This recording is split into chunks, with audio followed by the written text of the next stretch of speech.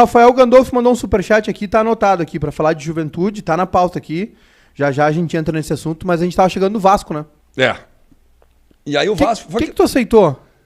Cara, eu fui começando o Vasco. Tá, eu tô sendo leviano. O Vasco é foda. É o Vasco, é o Vasco. É o Vasco. É o Vasco. São 20 milhões de Segunda torcedores. força do Rio. É uma das maiores torcidas do país. Do país. São 20 milhões Uma de fase torcedores. ruim. Uma história linda, maravilhosa. Você conhece bem a história do Vasco, né, cara? Não, mais ou menos. Cara, é um clube agregador, né? Um clube que abriu as portas para todo mundo, né? Desde o início da sua história, né? Aceitava pretos, aceitava proletariado, trabalhadores, teve a carta de renúncia, eu não conhecia essa história, mas em 1925, eu acho, a Liga Fluminense, a Liga Carioca, como o Vasco tinha ganho um ano antes com os pretos, com os proletários, os trabalhadores, foi proibido que o Vasco... 12 jogadores foram proibidos de jogar no outro ano, o Campeonato Carioca. O Vasco se negou a jogar. Às vezes o Vasco fala assim, não, nós estamos junto com os nossos jogadores, eles são pretos, eles são trabalhadores, mas eles são o Vasco. E o Vasco não jogou o campeonato do outro ano. Chama carta de renúncia, que eles chamam, né? Então fui muito bem recebido no Vasco, sabe? Pela diretoria, pela torcida. A torcida queria muito a minha ida para lá. Eu recebi muito essas situações também. A história do Vasco, a possibilidade na Série B também, né? O clube estava em 9º quando eu cheguei, não estava tão distante. Não era um trabalho para sair de rebaixamento, era um trabalho... Quem é que estava antes lá? Era o Marcelo Cabo. Que 2 dias depois foi pro Goiás e hoje está brigando pela... Né, é uma loucura isso. Nossa vida de treinadores, cara. Não, o Mancini estava quarta-feira aqui com o América. Exato. Deu entrevista coletiva. Não, fui pego de surpresa. Quinto, o América soltou um vídeo dele convocando a torcida para o jogo de domingo. Né? O América soltou de sacanagem. E aí, sexta, ele estava em Porto Alegre para treinar o Grêmio. É isso aí. E o Marquinhos Santos saiu do Juventude às 11 da manhã, às 4 estava empregado no América. Né? Então, é loucura. Realmente é um mercado totalmente diferente. Né? A gente está lutando para mudar isso, né, Maica? Sim. Nova regulamentação da CBF, mas não está funcionando muito, né? Porque sempre tem... O comum acordo. Comum acordo. Não existe mais demissão de técnico. Não. Só eu me demiti 2 vezes, né? aí entra que tu pediu demissão também favorece ao clube. Ele pode trazer, né? Pode mudar. Então aí... E o Vasco foi isso, cara. E olhando o time também, né? Achava que tinha condições. O Pássaro veio aqui, me mostrou um projeto bem legal. Uma ideia nova de Vasco, uma diretoria nova, né, que está lutando muito contra todos os contratempos que o Vasco tem, né, políticos, que são muitos, né, financeiros, que são imensos, Sim. Mas o presidente Jorge Salgado é um grande cara, né, que também tive o prazer de conhecer, aportou um dinheiro dele mesmo no Vasco, né, para sanear o primeiro momento. Foram quase mais de 30 milhões. Isso é um sinal de abnegação, né? Botar dinheiro do teu bolso. Assim, ele dizia assim para mim na casa dele, não vamos falar alto que se ela lá em cima souber que era a esposa dele, né? Mas é um cara assim muito legal, né? E isso me motivou aí no Vasco, né? Só que eu cheguei lá e eu fui o cara que trouxe as más notícias no Vasco, né? Logo que eu cheguei, deu 10 dias, aconteceu um bloqueio nas contas do Vasco, né? Um ato de um bloqueio de 93,5 milhões para pagar os credores, que o Vasco tem muitos credores, apareceu uma lista de todos os credores e trancou ali financeiramente, né? Todo o meu período que eu fiquei no Vasco, infelizmente, houve um... Deixa eu fazer uma pausa aqui.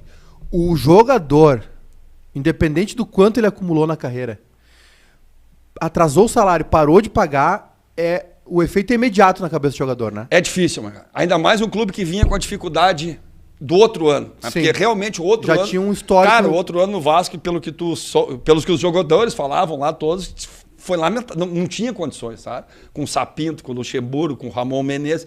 O Luxemburgo trabalhou de graça? Não aceitou o salário, né? Porque ele já tinha tirado no outro ano, né? Ou já sabia que não ia receber, então... Ele já tinha tido uma história com o Vasco, ele realmente pediu para ir lá tentar tirar, acabou não conseguindo tirar, né? Depois chegou o Cabo também, né? Mas eu peguei o período ruim, né? Porque vinha tudo regular até julho no Vasco esse ano. E os jogadores estavam felizes dizendo, Lisca, realmente está bem diferente esse ano.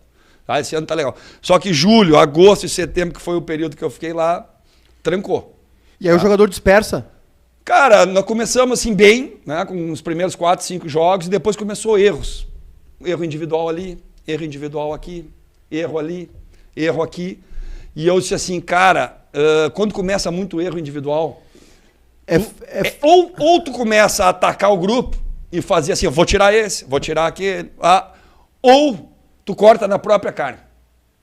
Que foi o que eu cheguei pensando comigo mesmo, assim, cara... Tu banca o cara. Não, eu banquei. Banquei uma vez, banquei duas, e a coisa não melhorou. Eu digo, então tá na hora de eu sair. Eu vou assumir esse erro, eu vou assumir... Eu não vou tirar o zagueiro, eu não vou tirar o goleiro, eu não vou tirar o atacante, que não tá fazendo gol, o goleiro que tá tomando... Era muita coisa. Eu achava, nesse momento, quando precisa da unidade, e é um trabalho de curto prazo, não adianta, Maiká, tu querer, vou tirar, vou fazer, vou acontecer. Não, tu tem que trabalhar com aquilo que tá, e o resultado tem que ser a curto prazo. E o resultado não foi bom a curto prazo. Nós perdemos 5 jogos de 10 que eu fiz na Série B, né? Ganhamos 4 e empatamos 1. E aí eu cheguei, de vez de fazer toda essa confusão e mexer, é melhor eu sair.